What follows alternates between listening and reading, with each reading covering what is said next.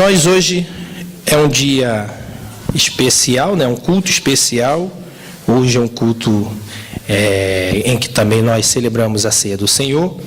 E por esse motivo eu achei por bem estar refletindo com os irmãos um texto bastante interessante que fala sobre exatamente o foco da ceia do Senhor, que se encontra no livro, na carta do apóstolo Paulo a Tito. Se você puder abrir a sua Bíblia, carta do apóstolo Paulo a Tito, capítulo de número 2. O objetivo hoje é nós falarmos um bocadinho sobre a graça de Deus, né? Sobre as implicações da graça de Deus. E nada mais do que propício, né? Um culto como este, um culto em que nós estaremos a celebrar a Deus na ceia do Senhor. Então, o texto base é Tito, capítulo 2, versículo 11 ao versículo de número 14. Amém? Todos acharam? Se você está sentado ao lado de alguém que está sem Bíblia e puder ajudá-la também, compartilhar a palavra de Deus, para que todos possamos discorrer no texto bíblico. E alguns textos que nós vamos estar a citar se encontram no livro de Romanos. Então, vamos utilizá-lo muito nesta manhã. Diz assim, Tito, capítulo 2, versículo 11. Porque a graça de Deus se há manifestado, trazendo salvação a todos os homens, ensinando-nos que, renunciando à impiedade e às concupiscências mundanas, vivamos neste presente século sóbria, justa e piamente, aguardando a bem-aventurada esperança e o aparecimento da glória do grande Deus e nosso Senhor Jesus Cristo, o qual se deu a si mesmo por nós para nos remir de toda iniquidade e purificar para si um povo seu especial, zeloso e de boas obras. Eu reforço o versículo 11 que diz: porque a graça de Deus se há manifestado, trazendo salvação a todos os homens. E é justamente nesse texto que nós estaremos baseando a nossa mensagem, a mensagem preparada para esta manhã, que tem como título, se o nosso irmão nos ajudar, pode passar, eu estou sem o comando, né? Vamos estar a falar sobre implicações da graça de Deus para a vida do cristão, né? Esse texto é um texto muito especial e interessante, que na realidade ele resume exatamente o objetivo central da graça do Senhor, né? A graça ela foi manifestada, trazendo salvação a todos os homens. E quando a gente fala na palavra graça, claro, o significado de graça vem do latim, que significa favor, dom, benevolência.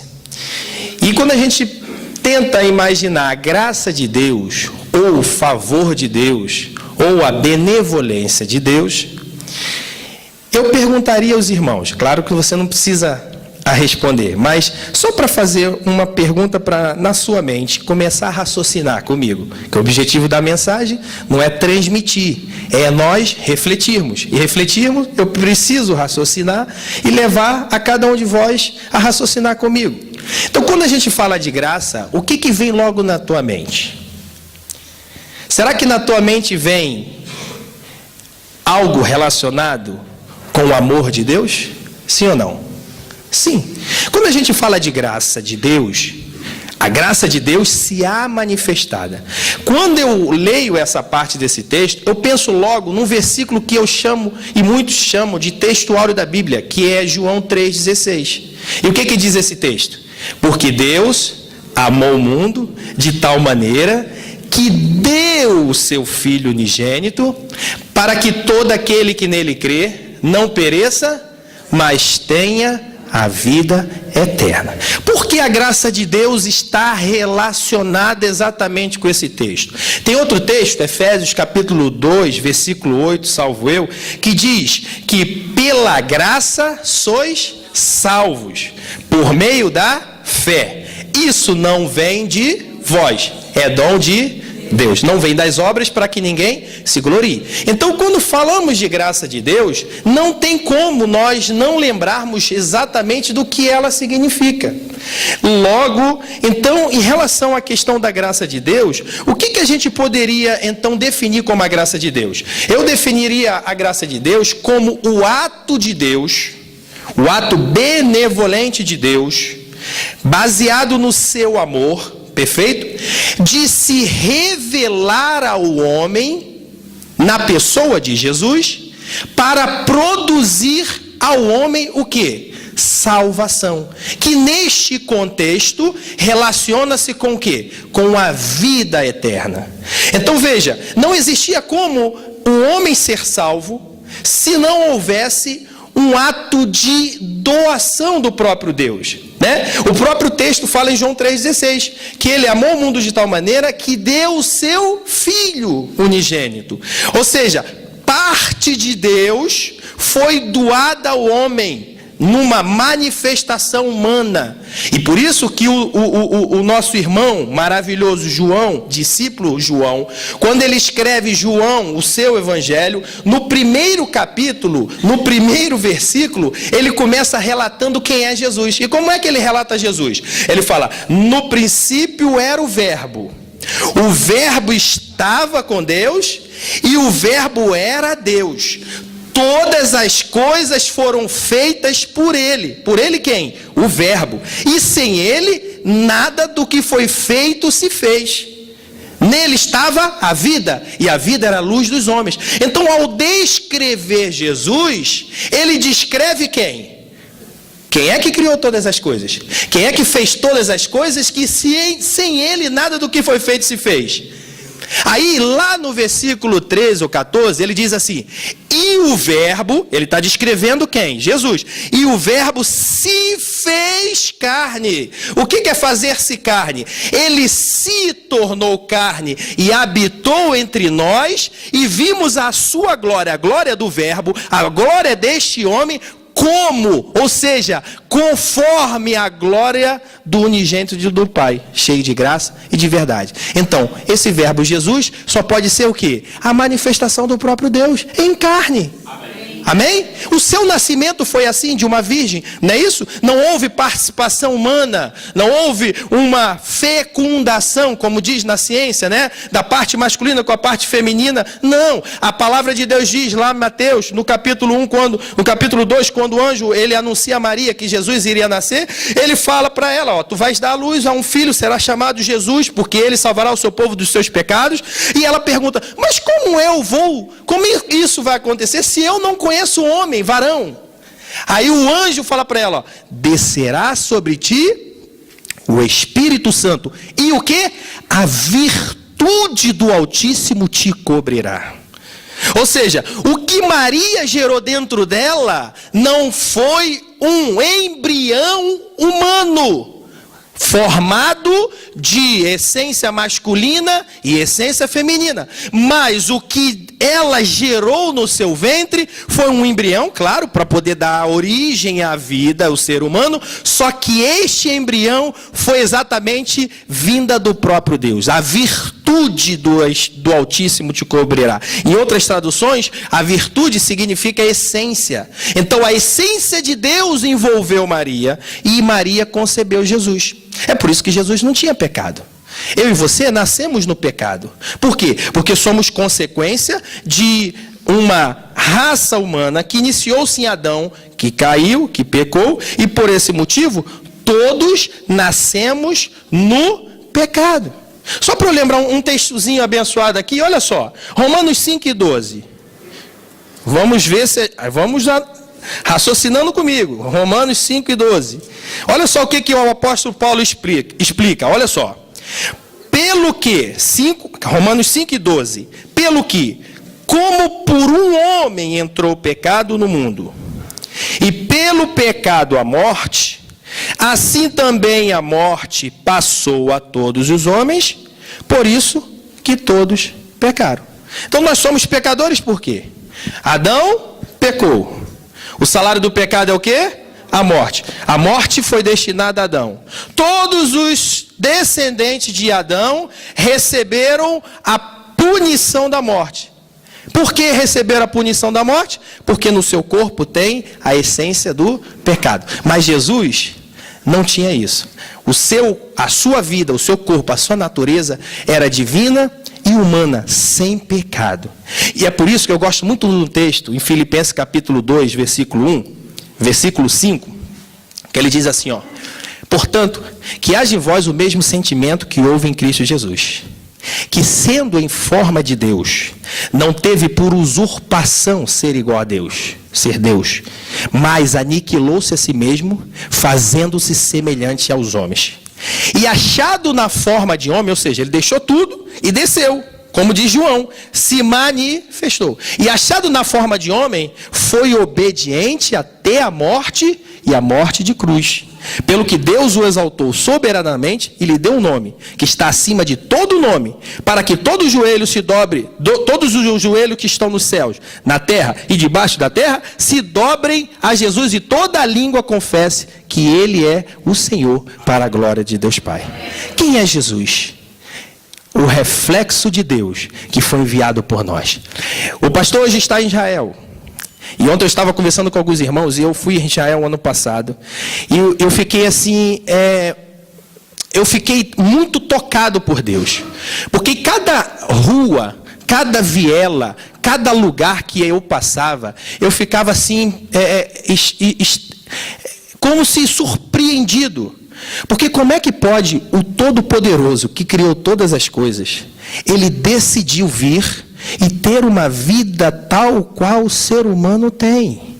Andar, comer, está entendendo? Se vestir, trabalhar. E parecia que a gente andava naquelas ruas e eu imaginava como é que era Jesus vivendo entre os homens. Só que aquele que estava lá era o enviado de Deus.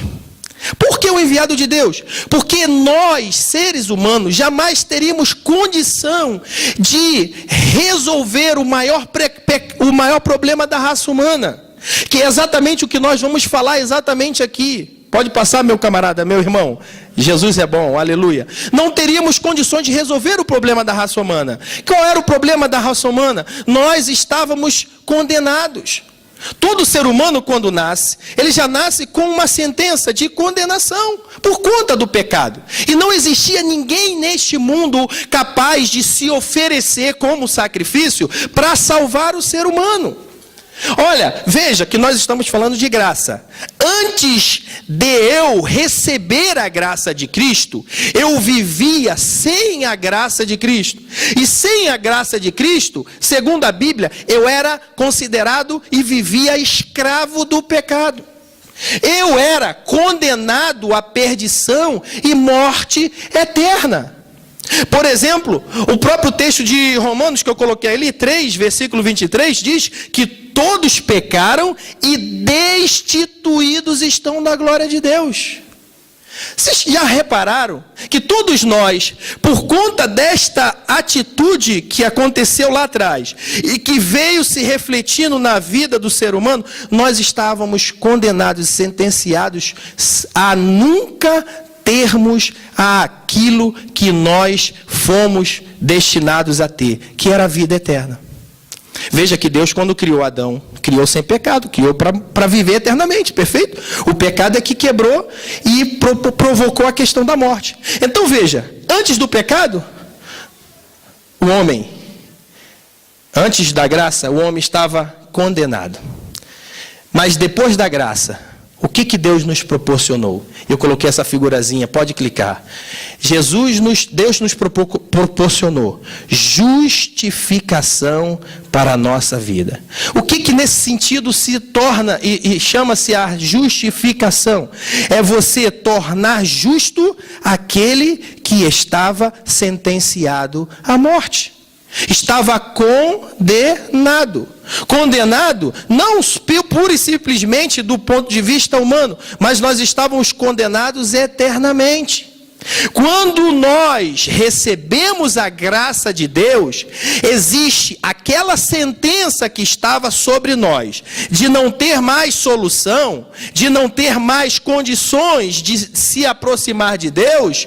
Esta sentença de condenação, que veio por conta da ação pecaminosa do ser humano, ela passa a ser retirada, baseada no sacrifício de Jesus. Então veja, nós tínhamos uma sentença, mas o juiz que tem o poder de determinar se aquela sentença será ou não cumprida, ele diz: olha, esse recebeu o meu filho, recebeu o sacrifício do meu filho como o único suficiente salvador, portanto, esta condenação será retirada e ele a partir de agora é determinado e considerado justo diante de mim. É esse o foco primeiro da graça de Deus. Então passa, varão. Então olha só o que a gente observa. Sem a graça nós éramos o quê? Escravos do pecado.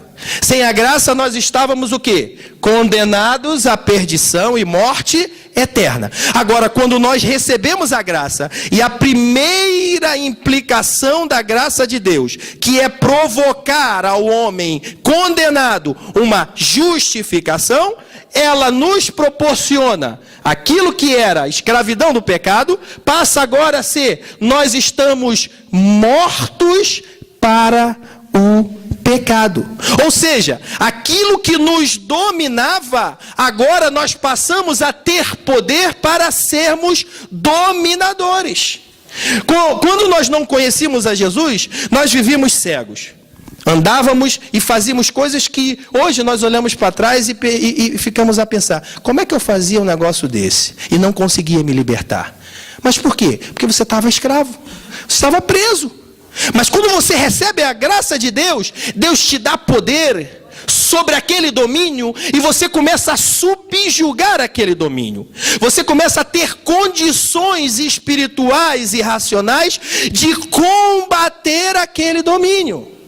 Quer ver um texto interessante? Eu não coloquei aí, mas Gálatas capítulo de número 6 fala exatamente sobre essa questão. Ele fala assim, ó: andai em espírito e não cumprireis as concupiscências da carne. Concupiscências da carne aqui significa natureza pecaminosa. É a inclinação que me leva a praticar coisas erradas e fora da vontade de Deus. É a inclinação que me leva a ser escravo do pecado. Todos nós temos isso. E o apóstolo Paulo fala: olha, andai em espírito e não cumprireis a concupiscência da carne. Aí ele continua explicando, ele fala assim: porque a carne, a natureza pecaminosa, luta contra o espírito, e o espírito contra a carne. É como se houvesse um embate dentro de você. Eu quero servir a Jesus. O pecado diz: não pode servir a Jesus, faz isso, faz aquilo, vai para ali, vai para lá, deixa Deus um bocadinho de lado. E aí a carne luta contra o espírito, o espírito contra a carne, e estes se opõem um ao outro para que não façais o que quereis. Aí ele continua a dizer: mas se sois guiados pelo espírito, já não estáis sob o domínio da carne. Então veja, existe uma luta, mas nesta luta Deus te deu condições de ser vitorioso. E eu acho que é uma das coisas mais belas relacionadas com a graça de Deus. Deus nos deu condição de nós dizermos não para o pecado, de nós subjugarmos aquilo que nos inclinava para longe de Deus, que antes de conhecê-lo, nós vivíamos sem condição de nos libertar. E outro texto que eu acho interessante é Romanos capítulo de número 5, esse eu vou ler, versículo 15, está lá.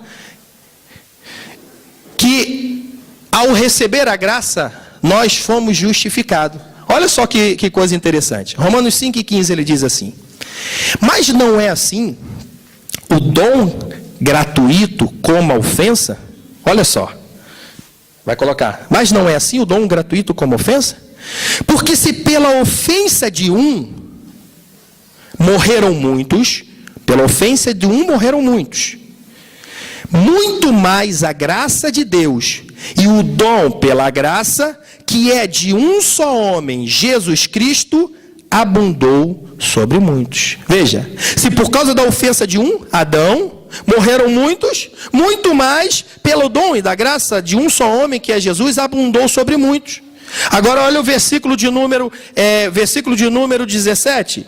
Porque se pela ofensa de um só a morte reinou por esse, muito mais os que recebem a abundância da graça e o dom da justiça reinarão em vida por um só, que é Jesus. Agora olha o 18. Porque assim como por uma só ofensa veio juízo sobre todos os homens, veja, que juízo é esse? Condenação. Ele explica, né? Juízo sobre todos os homens para condenação, assim também por um só ato de justiça veio a graça sobre todos os homens para justificação de vida. Porque, como pela desobediência de um só homem, Adão, muitos foram feitos pecadores, assim pela obediência de um, Jesus, muitos serão feitos justos. Veio, porém, a lei para que a ofensa abundasse, mas onde o pecado abundou, superabundou a graça. Aleluia! Sabe o que é isso, meu irmão? A graça de Deus, ela nos trouxe aquilo que nós precisávamos, justificação diante da condenação imposta pelo pecado. Aleluia. É por isso que Paulo fala, onde o pecado abundou, superabundou a graça. E eu fico a me perguntar, e muitas vezes, nós como servos de Deus, cristãos, às vezes nos encontramos em certos embates espirituais, que achamos que não temos condição de suportar aquelas aflições. Às vezes nos leva a nos afastar de Deus. E ficamos a pensar, mas Senhor, será que eu consigo vencer? Será que eu consigo ser um crente fiel a Ti mesmo, sincero? Eu quero, mas às vezes não consigo. Eu tento, mas muitas vezes escorrego. Muitas vezes o meu ouvido está destinado e decidido a buscar a Tua presença, ouvir a Tua voz, e às vezes o meu ouvido passa a ouvir determinadas coisas que eu sei que prejudicam o meu relacionamento contigo, e assim com qualquer outro membro do nosso corpo. E às vezes ficamos num paradoxo. Queremos servir a Deus, mas achamos que estamos longe de Deus. Mas tem uma coisa, como eu vos falei, existe uma luta dentro de nós. Mas nessa luta, nós recebemos de Deus poder para vencer. O apóstolo Paulo, ele nos ensinou uma grande lição. E esse texto também queria ler com os irmãos. Que está exatamente em Romanos capítulo de número 7, versículo 15. Olha só. Hoje a mensagem é tudo em Romanos ali. 5, 6, 7. Olha só o que diz Romanos 7, versículo 15. Parece que não era Paulo que estava a escrever esse texto, mas era Paulo. Olha como ele começa a dizer: porque o que faço, não aprovo. Pois o que quero, isso não faço. Mas o que eu aborreço, isso faço. Se não faço o que quero, consinto com a lei que é boa. De maneira que agora, já não sou eu que faço isso, mas o pecado que habita em mim. Olha o 18. Porque eu sei que em mim, isto é, na minha carne, ou na minha natureza pecaminosa, não habita bem algum. E com efeito, o querer está em mim. Ou seja, querer fazer o bem, mas não consigo realizar o bem. Porque não faço o bem que quero, mas o mal que não quero, isso eu faço. Ou seja, ele se colocava em determinadas situações de lutas espirituais interiores. Por quê? Porque ele queria agir conforme a vontade do Pai Celeste e muitas vezes se pegava agindo conforme a sua própria vontade. Olha que coisa interessante. Versículo 24.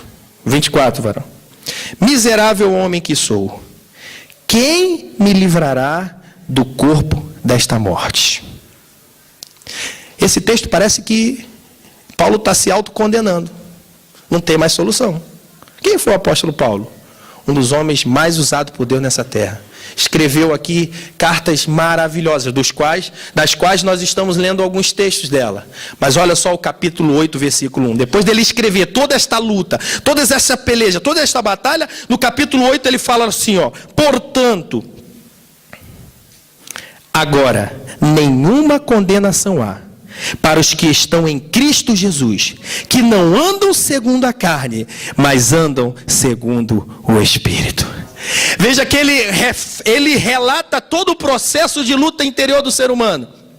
Mas ele diz uma coisa: embora exista uma sentença de condenação para aqueles que andam segundo o Espírito, para aqueles que receberam a graça de Deus, nenhuma condenação há. E ele é enfático: para os que estão em Cristo Jesus, que não andam segundo a carne, ou seja, não deixam-se de dominar pela natureza carnal, mas andam segundo o Espírito. Então alegra o teu coração nesta manhã, porque o Espírito Santo de Deus, que está na tua vida, porque tu és um templo dele, ele que te dá força, é ele que te dá poder, é ele que te dá condição de raciocinar e andar de acordo com a sua vontade, e mais do que isso, subjugar a natureza pecaminosa que nos inclina para o mal. Mas hoje eu louvo a Deus, porque aqui tem vitoriosos do Senhor, que lavado e remido pelo sangue do Cordeiro,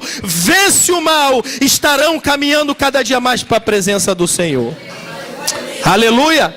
Amém. Primeira implicação da graça de Deus: justificação.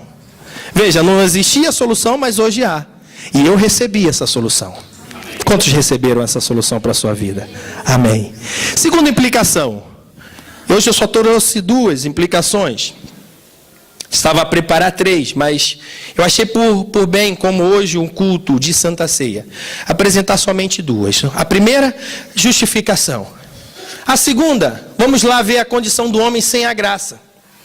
Vamos ver a condição do homem sem a graça. Sem a graça, o homem teve uma ruptura da aliança com Deus. Vocês lembram de Gênesis capítulo 2? Quando Deus criou o homem? O que era? Que coisa maravilhosa. Na viração do dia, o que acontecia no jardim do Éden? O próprio Deus vinha comungar com o homem, conversar, né? Tinha um momento de comunhão com o ser humano, todo santo dia. Mas houve a desobediência, houve o pecado, e o que aconteceu? O homem foi se esconder da presença de Deus, não foi isso? Foi expulso do jardim, não foi exatamente isso que aconteceu? Então houve uma ruptura da aliança com Deus. Houve também uma separação total e eterna de Deus. Tanto é, já observaram? Olha só que coisa interessante. Deus, quando mandou construir o tabernáculo, Deus estabeleceu 3 compartimentos do templo. Perfeito? O átrio, que era a região exterior, e dentro do templo existiam 2 compartimentos, que era um lugar santo, que representava a estrutura onde o ser humano poderia chegar, e o lugar santo dos santos, ou santíssimo, que lá representava a presença de Deus, o lugar onde estava a presença de Deus. Mas existia o que entre um e o outro lugar? Existia um véu de separação. De forma que o sacerdote que estava aqui a trabalhar, a oferecer o seu sacrifício, a oferecer a sua adoração no lugar santo, não podia entrar para o lugar santíssimo. Só quem entrava uma vez no lugar santíssimo, uma vez por ano, era o sumo sacerdote, e para ele entrar existia todo um ritual de purificação, porque era inconcebível um ser humano entrar no lugar onde Deus se fazia presente e não ser punido. Por quê? Por causa do pecado existia uma separação. O pecado nos trouxe isso. O homem separado de Deus, irmãos, ele faz coisas que a razão humana não deveria, não consegue entender. Um homem separado de Deus faz como Caim. O que ele fez com Abel? O matou por inveja. O homem separado de Deus faz como Saul, que era rei e desobedeceu à vontade de Deus. Deus levantou um outro rei chamado Davi, ungiu ele, e sendo usado por Deus, queria o matar. O homem separado de Deus, ele faz como os homens da época de Jesus fizeram. Olhavam para Jesus, tinham inveja dele, porque ele andava com um Deus, praticamente refletia a glória de Deus entre homens, praticamente refletia a glória de Deus. Eles tiveram inveja e o mataram. O homem separado de Deus anda por caminhos tortos. sem direção. A sua razão já não lhe traz uma orientação do que é certo ou errado, a sua consciência. E por esse motivo, ele está separado de Deus, longe de Deus. Romanos 3, 23, nós acabamos de ler anteriormente, diz que, porque todos pecaram e destituídos estão da glória de Deus. Completamente separados estão da glória de Deus. Mas aquele homem que recebe a graça de Deus, veja, aquele homem, aquela mulher que aceita Jesus como seu Salvador e deixa Jesus entrar na sua vida e anda de acordo com o seu propósito, anda com o Espírito, anda no Espírito, como diz a palavra, ele da graça de Deus, ele sem a graça, ele passa a receber a graça de Deus. E existe o que eu coloco aqui como a segunda implicação da graça de Deus. E eu queria que os nossos irmãos pudessem passar. O que a graça nos trouxe? Em segundo lugar, a graça nos trouxe reconciliação. Olha a imagenzinha ali, ó. O homem, um abismo e Deus. Mas o que está ligando os dois lugares? Uma cruz, que é representar, obviamente, da alusão do sacrifício de Jesus. E o objetivo da graça foi unir o que estava separado. Veja que nós estávamos longe de Deus. Pelos nossos próprios feitos, jamais conseguiríamos nos aproximar a Deus. Mas tem uma coisa, o sacrifício de Jesus, a morte dele e a sua ressurreição nos proporcionou reconciliação. E eu acho tão lindo o que a palavra de Deus nos apresenta sobre a questão da reconciliação. Porque essa ruptura da aliança, ela vai ser reconstruída pela graça de Deus. Esse afastamento que ocasionou pela ação pecaminosa na vida do ser humano, passa a ser completamente reconstruída pela graça de Deus, no propósito maior do sacrifício de Jesus Cristo. Então, diante dessa questão, pode passar, meu camarada, meu irmão. Olha, sem a graça, ruptura da aliança com Deus. Sem a graça, separação total e eterna de Deus. Agora, com a graça, olha só que coisa interessante. Lembra que houve uma ruptura de aliança? Mas com a graça, essa aliança é restaurada. E Jesus nos proporciona uma nova aliança. Mateus capítulo 26, versículo de número 26, o próprio Jesus, antes de morrer, ele reúne os seus discípulos, celebra a Páscoa, e nessa celebração da Páscoa, olha só o que Jesus diz. Versículo 26 em diante, ele diz assim, ó: e enquanto comiam, Jesus tomou o pão, e abençoando o partiu, e deu aos seus discípulos e disse: tomai, comei, isto é o meu corpo.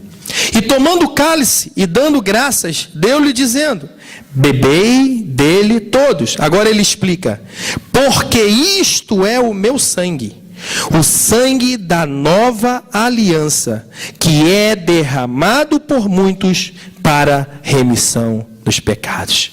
O que Jesus nos proporcionou? O que a graça de Deus, por intermédio do sacrifício de Jesus e sua ressurreição, nos proporcionou? Uma nova aliança. E ele mesmo fala, olha, lá atrás, os homens, e isso é o que dá a entender, os homens usavam sacrifícios de animais, para poder dizer que pediam e que queriam chegar diante de Deus e ter uma comunhão com Deus. Mas hoje, não precisa mais de sacrifício de animais. Hoje, por intermédio do meu sangue, eu estabeleço uma nova aliança. Aleluia. E o que é estabelecer a nova aliança? Significa trazer novamente aquela comunhão, aquele pacto, unir novamente. Aquele que estava distanciado de Deus, quando recebe Jesus e aceita-o como seu Salvador e o seu Senhor, ele tem a sua comunhão restabelecida. Ah, mas ele nunca ouviu falar de Jesus, nem nunca leu a Bíblia e nem nada, mas começa a entra dentro dele a palavra de Deus e começa a surgir algo novo. É o que a palavra de Deus fala. Jesus, quando chega para Nicodemos, no capítulo 3 de João, o Nicodemos pergunta para ele: o que eu faço para poder entrar no teu reino, Senhor? Ele fala: olha, é necessário nascer de novo. Aquele que nasce da água e do Espírito, não nasce da água e do Espírito, não pode entrar no reino de Deus. É um novo nascimento. Nós recebemos a Jesus, e Jesus está dentro de nós, fazendo morada. É por isso que tu estás na tua casa. Em determinado momento você começa a pensar em Deus, começa a orar ao Senhor, vem uma alegria maravilhosa no teu coração. Você começa às vezes até mesmo a chorar e não sabe por que está chorando. Mas o que é aquilo ali? É a presença de Deus que está dentro de você, no teu espírito. É o teu espírito que está clamando pela presença de Deus. Senhor, eu estou aqui, eu quero estar contigo, eu quero estar unido a ti. E vê se não era isso que Adão tinha, irmãos. No jardim, todo santo dia, ele falava com Deus. Era uma alegria maravilhosa. Quando a presença de Deus está dentro de nós, você começa a enxergar algo que jamais enxergaria com a razão humana. Você começa a determinar na tua vida causas impossíveis que jamais poderiam ser determinadas pela razão humana. Por quê? Porque Deus está dentro de ti. O Espírito Santo está numa comunhão íntima com o teu Espírito, dizendo, ó, eu restabeleci uma nova aliança. E por esse motivo, é eu em ti e tu em mim. Aleluia! É isso que Deus quer de cada um de nós. Que nós entendamos que Ele estabeleceu isso. O impacto da graça de Deus na vida do crente é eu entender que isso foi feito para mim e eu tomar posse disso para a minha vida. Aleluia! Olha que coisa interessante. Quem estava longe, separado, Deus determinou a reaproximação.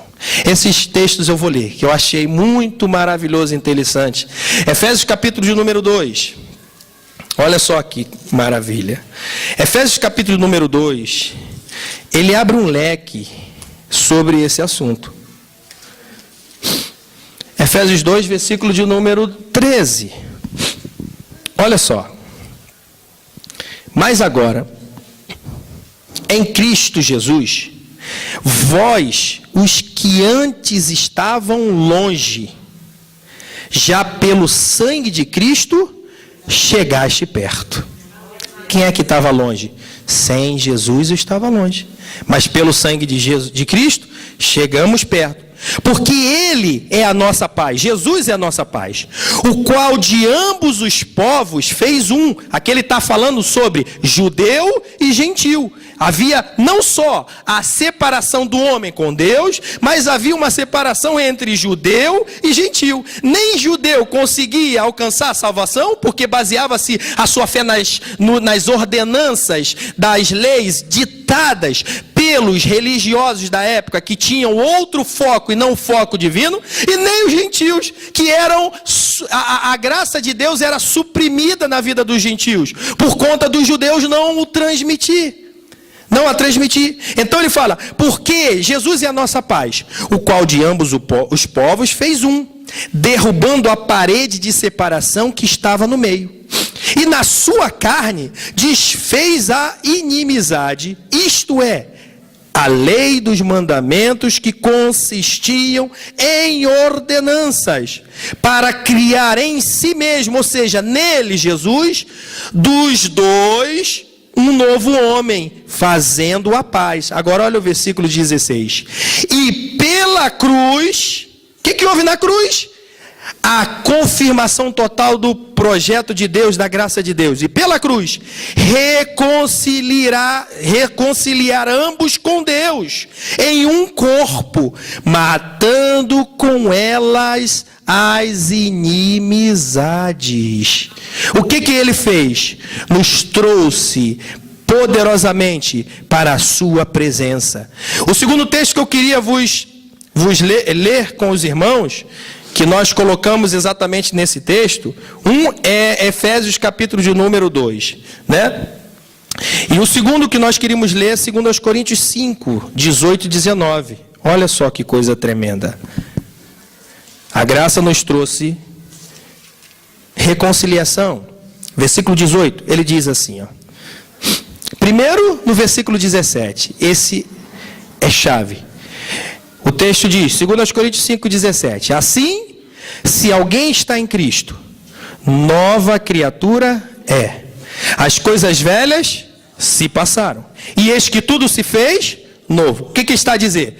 eu deixei de viver sem a graça. E agora passo a viver na graça de Deus, no amor de Deus. Agora, tudo isso provém de Deus, que nos reconciliou consigo mesmo, por Jesus Cristo, e nos deu o ministério da reconciliação. Isto é, Deus estava em Cristo, olha só, reconciliando consigo o mundo, não lhes imputando os seus pecados, e pôs em nós a palavra de reconciliação. E ele termina: de sorte que somos embaixadores da parte de Cristo, como se Deus por nós rogasse, e rogamos também da parte de Cristo que vos reconcilieis com Deus. O que a graça nos proporcionou? Reconciliação. Estava longe, Deus nos trouxe para pertinho dele. Como um pai que traz para perto de si o seu filho para manter um relacionamento com ele.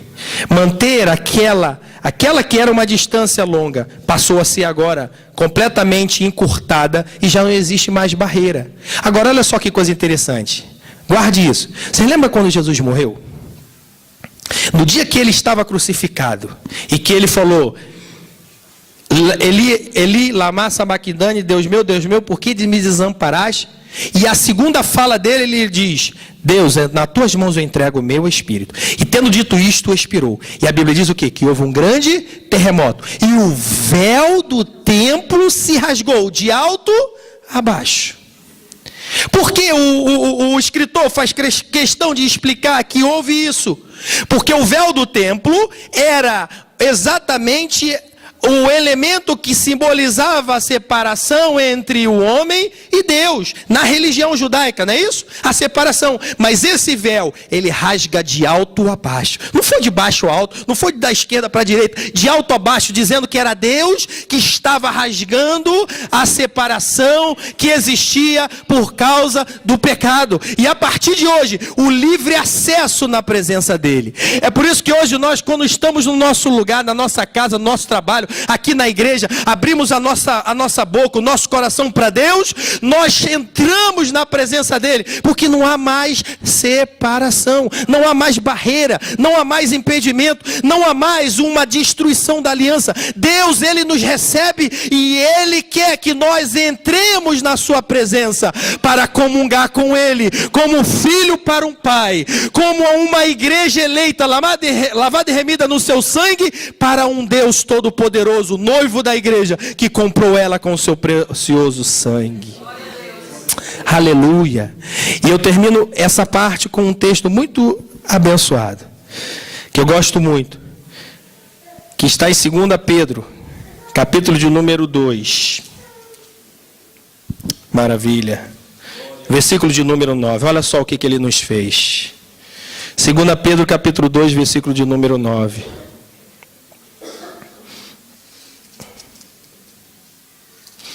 Segunda não, desculpa, 1 Pedro 2 e 9.